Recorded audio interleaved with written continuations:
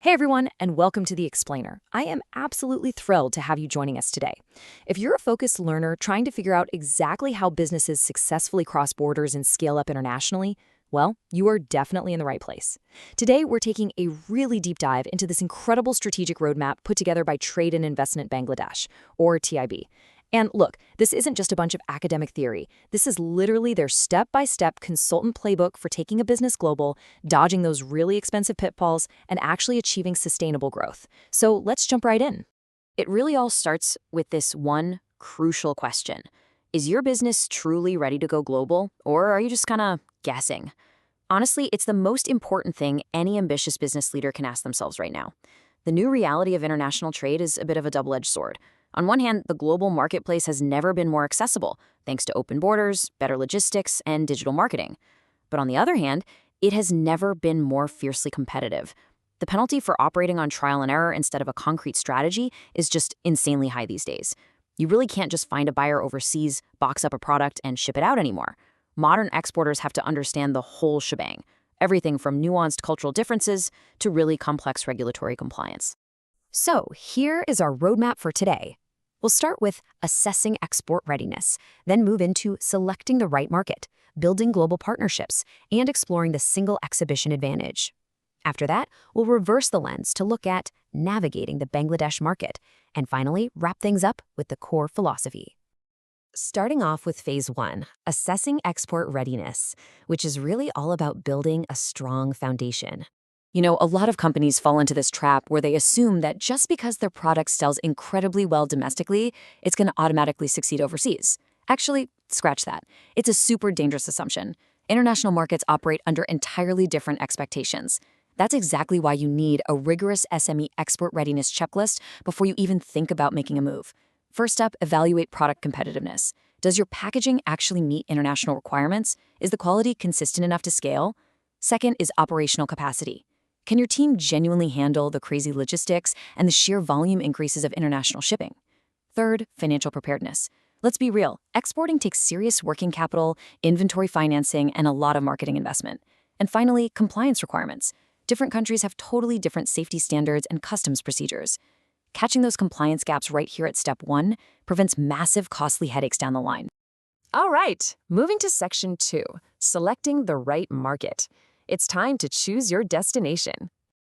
Look, assumptions are basically the enemy of global trade.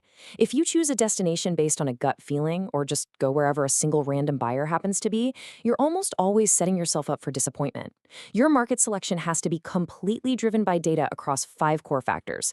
Now, market demand and competition analysis are pretty obvious, right? Is there a need and who else is already filling it?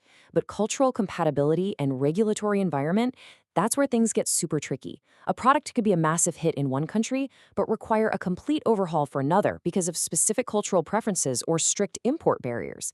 And we definitely can't forget logistics. Shipping costs and transit times can literally eat your margins alive. Remember, just because a market is huge doesn't mean it's profitable. You have to focus your resources strictly where real profitability potential exists. To put that into perspective, let's look at some real-world examples. Take Bangladesh, for instance. They possess some immense competitive advantages in a few key emerging export sectors.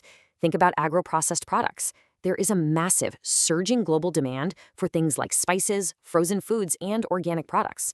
Then there's light engineering, which is this incredible, growing opportunity for machinery and industrial products. Leather goods offer highly competitive production costs alongside rapidly growing capabilities. And of course, IT and digital services are seeing absolute explosive growth right now in things like BPO, software, and digital marketing. These are prime examples of sectors that, when carefully matched with the right target market using hard data, can yield absolutely incredible global success.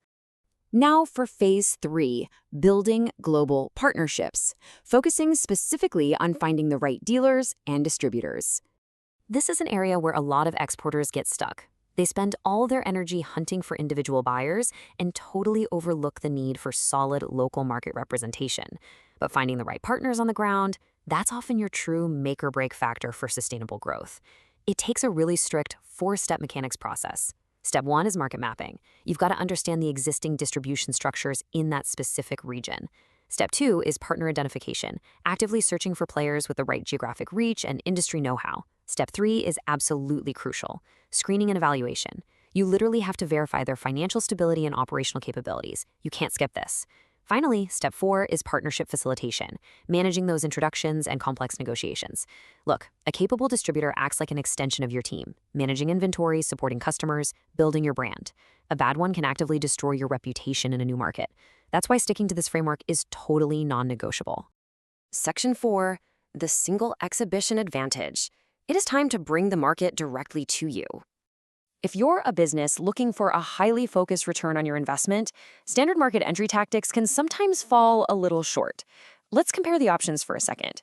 Traditional trade fairs, they are notoriously expensive, hyper-competitive, and you're constantly fighting for shared attention from a completely chaotic audience. It's exhausting. But then you have the single company exhibition model. This flips the script. You become the sole focus. The audience, whether we're talking about handpicked buyers, key distributors, or investors, is entirely tailored to your specific business. It means you're having actual, meaningful meetings, not just shouting a rushed pitch across a crowded aisle. By focusing your resources on generating real business opportunities rather than just fighting for visibility, your ROI improves dramatically. It's a real game changer. Okay, Section 5, navigating the Bangladesh market. Let's reverse the lens. What's fascinating here is that foreign entities can apply this exact same strategic roadmap in reverse to safely enter the booming market in Bangladesh. As TNIB's founder and CEO, MD Joinal Abdin, perfectly puts it, you need a long-term partner in sustainable growth. When a foreign firm is trying to penetrate a dynamic, complex new market, having trusted, highly connected local facilitation isn't just some optional perk. It's mandatory. You absolutely need a partner who deeply understands the local landscape to make cross-border collaboration actually work. So why is this market so incredibly attractive to foreign firms? Well, check out this number, 170 million. That's the population of Bangladesh.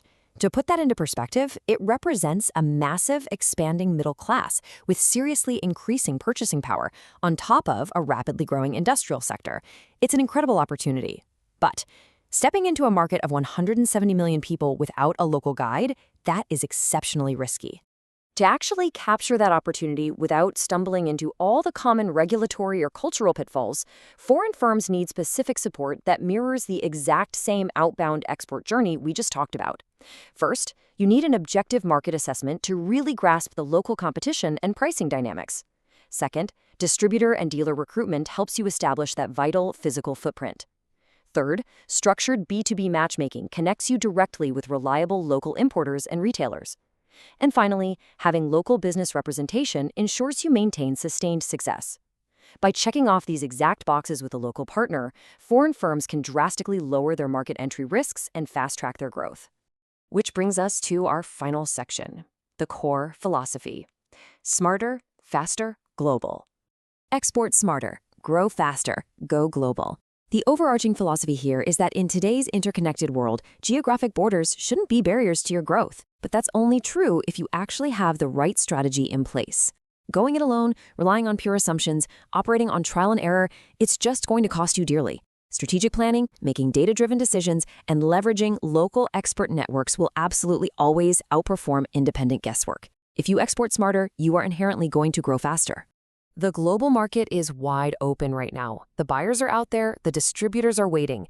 But the real question is, are you truly prepared to seize it strategically? Have you checked your readiness, crunched the data, and structured your partnerships? Because understanding this framework is only step one. Applying it is how you actually conquer the global market. Thank you so much for joining me for this explainer. Keep learning, stay focused on your strategy, and I will see you next time.